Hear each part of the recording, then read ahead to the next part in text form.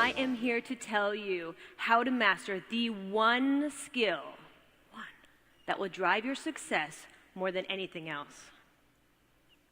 This has worked for me, and it can work for you too. And I can tell you, it's not IQ. How many smart people do you know that aren't successful? And it's not hard work either. How many people do you know working day in and day out and getting nowhere? This is what we'd hope that success looked like, up and to the right, a straight line. Does everyone wish that this looked like success? The reality is, this is not what it looks like. And it's not what it looked like for me. I started really far down here on the bottom, and years of trials and tribulations. Somewhere up here, still going through, somewhere up here, hopefully make it to the end someday. How many of you have ever been broke? Yeah. Or stuck, didn't know what was next? I have been broke too. This is the bank account, and I have actually the balance sheet that I sent to my parents showing I had $366 to my name. I was like, I am broke. What am I going to do? And today, I'm the CEO of a global technology company. I've invested, as Simon said, more than 70 companies that have had exits, 12 of them for over $500 million. And one of those companies, and one of those investments actually IPO'd, and it went over $1 billion on the first day of trading. Thank you.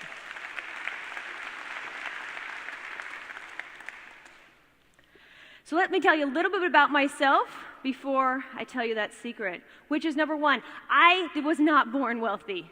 My parents were entrepreneurs. I grew up in Portland, Oregon. At the dinner table, we didn't talk about the sports I played or my day at school. We talked about the challenges they had every single day. It was insane. And the memories is just challenging. And when you look back at having to go through the ups and downs of two entrepreneurs, not just one, it made a huge impact on my life. So when I graduated from college, I went to LA, and I worked for a hot internet startup. This was at the start of the .com. I was so lucky. The first company, it raised $1 million, then it raised $120 million. I hired and I called every friend I knew. I'm like, we are going to be .com millionaires. It's going to be huge. You have to come work with me. It was incredible. But unfortunately, nearly 2 years later, the company went bankrupt. And again, I was broke. In an instant, I had to lay off my friends and eventually myself. And I felt like such a failure. Have you ever been there when someone pushes delete on your career, your identity, your future, and your income? In one moment, it all disappeared. Hitting rock bottom really makes you realize what you want in life. And I didn't want to be broke again. I wanted to control my own destiny. I wanted to have freedom, and I wanted to be my own boss. I wanted to start my own company. Had I ever started a company? No, I had no idea what I was doing. I had no idea. But I did know I could move to Hawaii with my boyfriend, now husband, and live rent-free. Oh, poor me, right? No, not really. This is what you think it looked like. It was amazing. I'm like rent-free in his apartment. This is awesome. This is great. This is where I can start my digital company. But let me tell you, it did not look like this. It actually, this is before digital cameras, looked like this. This is me and him at my kitchen table. For 3 years I sat there. I didn't go to the beach. I didn't learn the hula. And I definitely didn't learn to surf. I sat here at this kitchen table. And eventually, with hard work and perseverance, that company turned into a $100 million company, which I sold. 2008, sold again.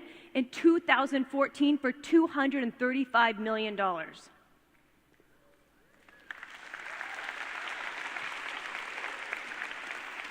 I went from being broke to working at my kitchen table to being an entrepreneur, to then wanting to invest in other individuals to help them achieve success. Those companies have sold to leading brands like Apple, Intuit, Singtel, and Tinder. I wanted to share with others what I had learned. And I asked myself, of these companies, what made them different? What makes a successful people different than anyone else? And I started to realize these people have one thing in common. One thing. And it's what I like to call the execution factor. This doesn't sound very sexy, but that's okay. Execution. An idea is only as good as how well you can execute it. I see dozens of ideas a week. A lot of them look the same. And I believe that execution is a skill that can be learned. You can learn it. And I'm here to help you learn it today. So, did everyone get a card on the way in? Yeah? Okay, great.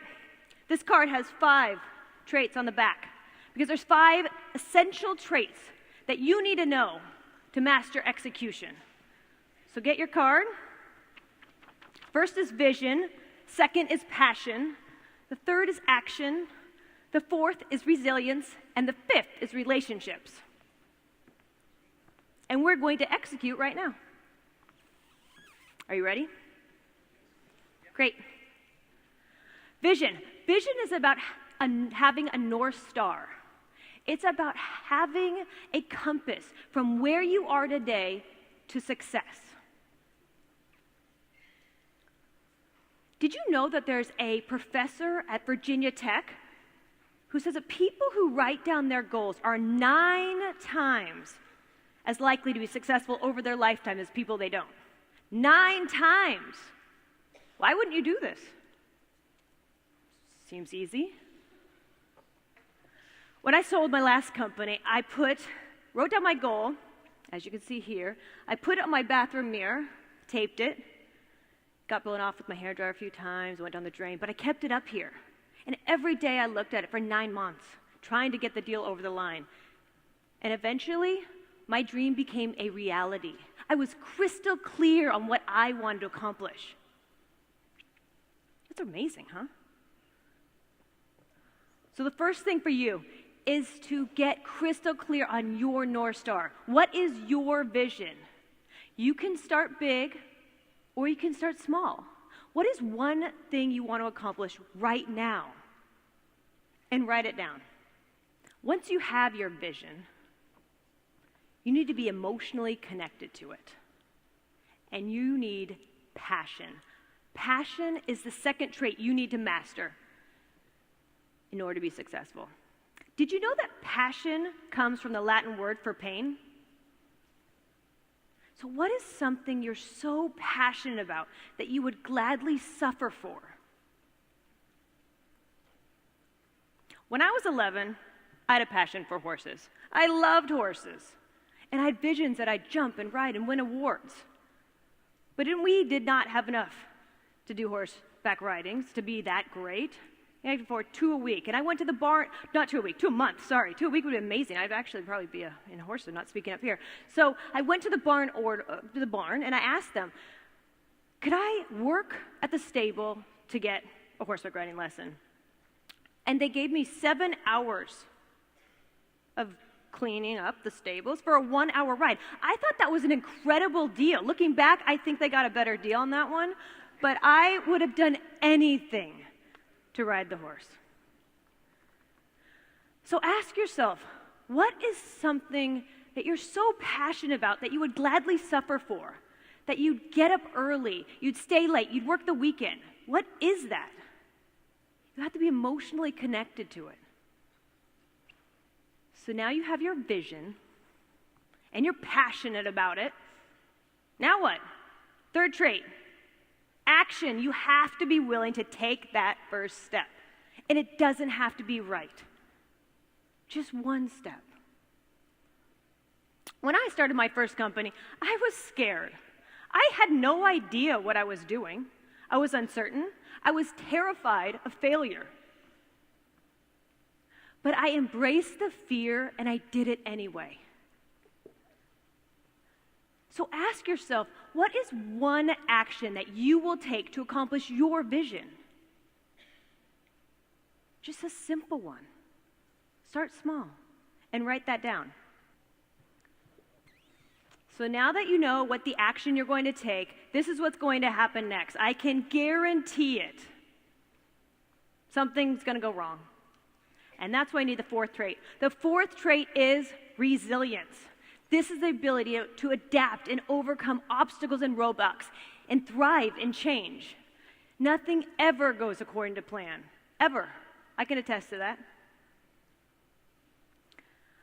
I think Rocky is the best example of resilience.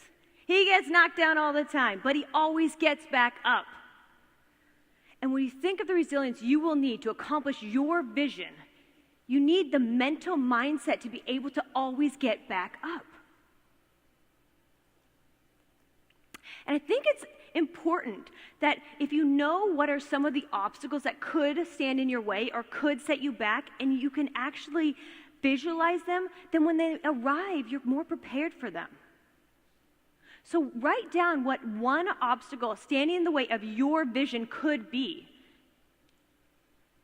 And when it happens to you, you'll become more resilient. And you'll know you too can overcome that. You already knew that might happen. And when you're being resilient, the fifth vital trait that you're going to need to master is relationships. Nobody is successful alone. I haven't been. It's important to build healthy, inspiring, supportive relationships. The most significant factor in any person's life is the people. And this has been true for me. Did you know that if you change only one thing in your life, the people, you'll have increased your chances of success by 10 times? 10 times.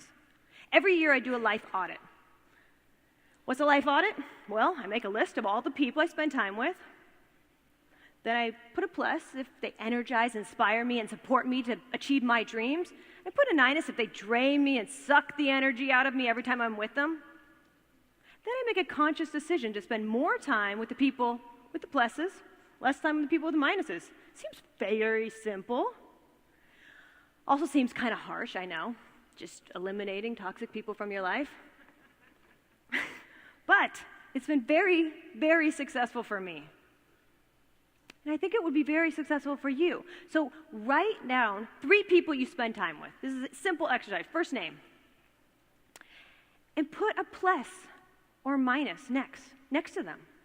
For wherever they are going, you are going too. So make conscious decisions to surround yourself with supportive individuals. Thank you, everyone.